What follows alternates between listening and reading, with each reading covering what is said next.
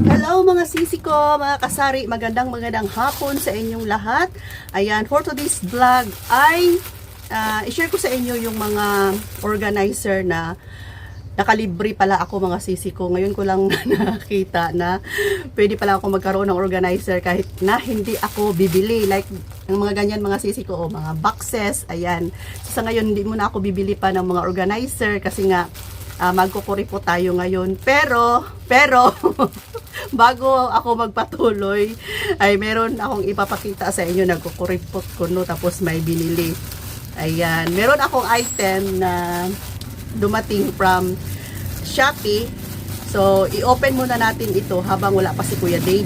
Umalis si Kuya Dave, bumili ng school supplies. So, next na ako mag-vlog ng pinamili niya na school supplies kasi alam kong mahaba na tong vlog ko ngayon. Ayan, so habang wala pa si Kuya Dave mga sisi ko, nag-promise na kasi ako na hindi na ako bibili pa ng mga damit-damit. Ayan, kasi ang dami ko nang nabiling mga damit since ano pa yon, pandemic, hanggang ngayon. Ayan, bumibili pa rin ako. Tapos sabi ni Kuya Dave, ang dami mo nang nabili, wala ka namang lakad palagi, hindi halos nasusuot. Kaya nag-promise na ako sa kanya na hindi na ako bibili. So ngayon, may dumating na damit.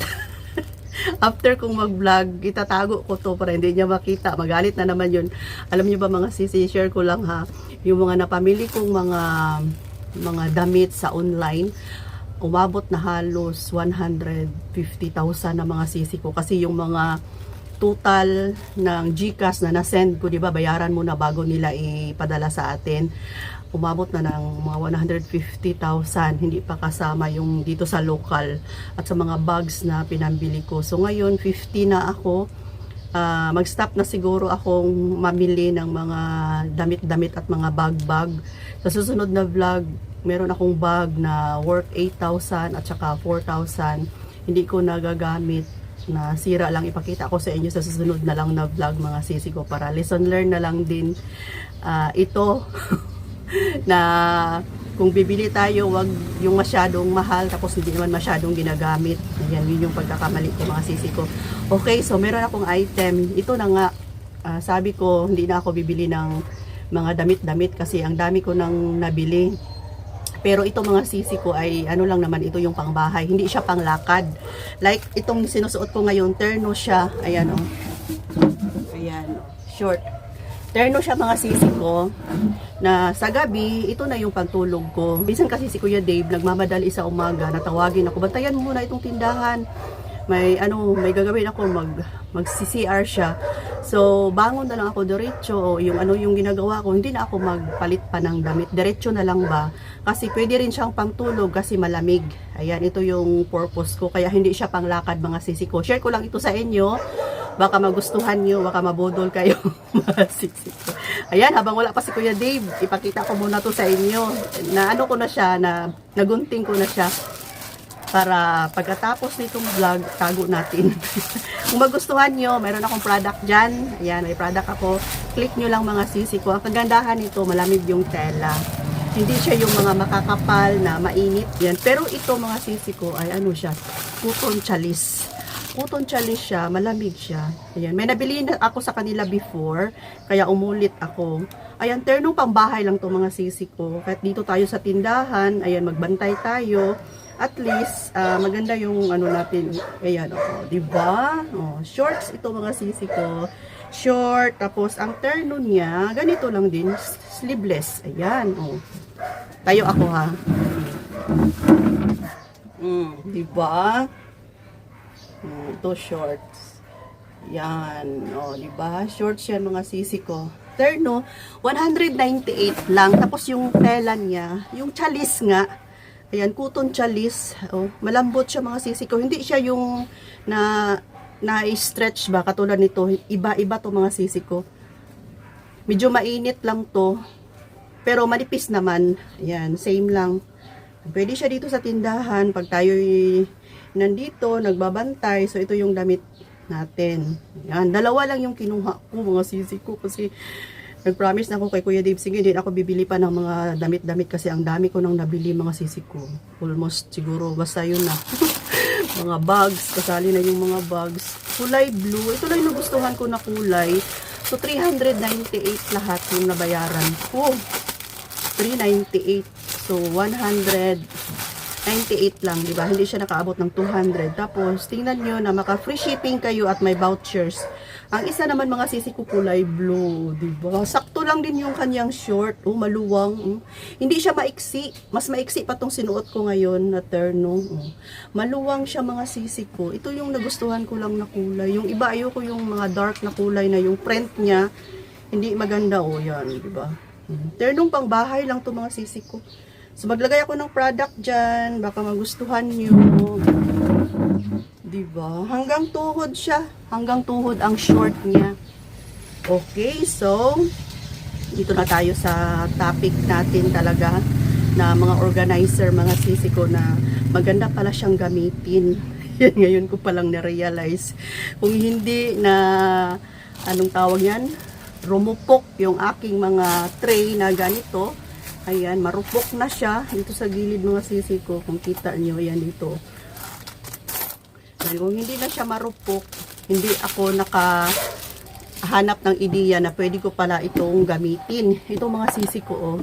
So, yan mga sisi ko. Ito ba? Ito yung ibig kong sabihin. Ayan, nagbebenta ba kayo ng ganito? Ito kararating lang. Ang dami ko ng ganito, yung iba tinapon ko. Kung meron kayong mga item na mga ganito, mga sisi ko, oh, ayan, mga ganito, pwede natin siyang ilagay dyan. Kasi nga ito, tingnan nyo. Sa katagalan, na ano na siya, natanggal na ba, marupok na siya. Kaya nakita ko tong mga ganito na pwede siyang gamitin na organizer. Dito na si Kuya Dave. Wait lang. So, ayan mga sisi ko, kakarating lang ni Kuya Dave, kumuha ng ayuda na 25 kilos na bigas galing sa barangay.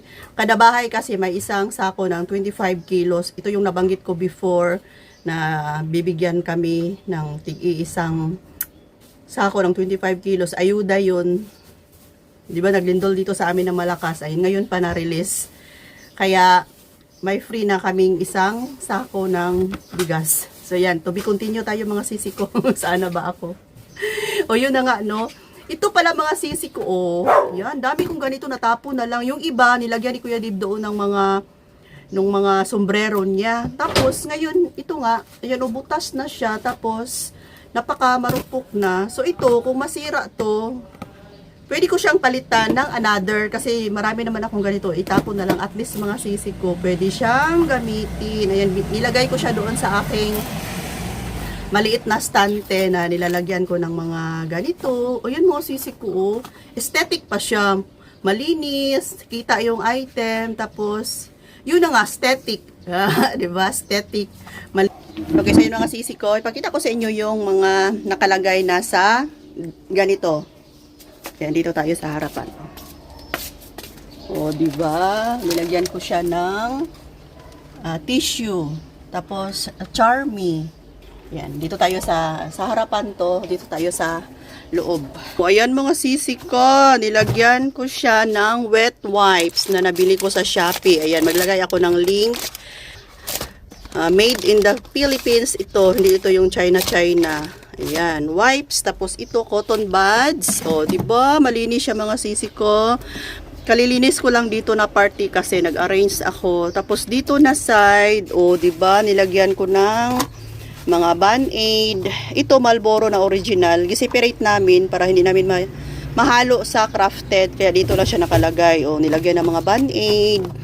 Ayan, kahit na anong mga item na mga ganito, mga maliliit sa tindahan natin ay pwede siyang gamitin. Ayan, comment down below kayo mga sisi kung gumagamit ba kayo ng mga ganito sa inyong tindahan. At least sa mga maliliit na item, ito dito, tawas, toothpaste, marami siyang paggagamitan. Malinis pa siya tingnan mga sisi ko. O, diba? Kung masira to, itapon and palitan agad. Iipunin ko na lang yung mga